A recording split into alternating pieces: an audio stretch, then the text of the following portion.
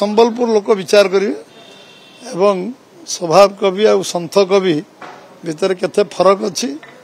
ये सब ओडिशा ओडिया अस्मितार प्रश्न उपर पर्यवेसित जे ओडिशार पानी पवन सहित निजर आत्मिक संपर्क बनैबा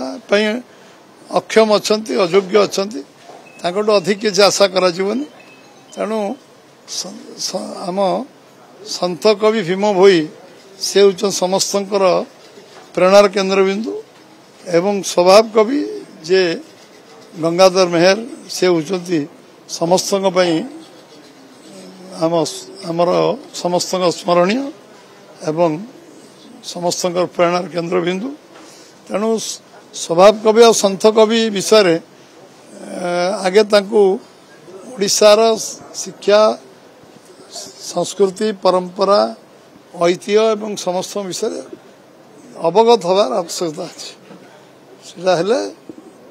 प्रिंटिंग मिस्टेक कह गहित अपराध कह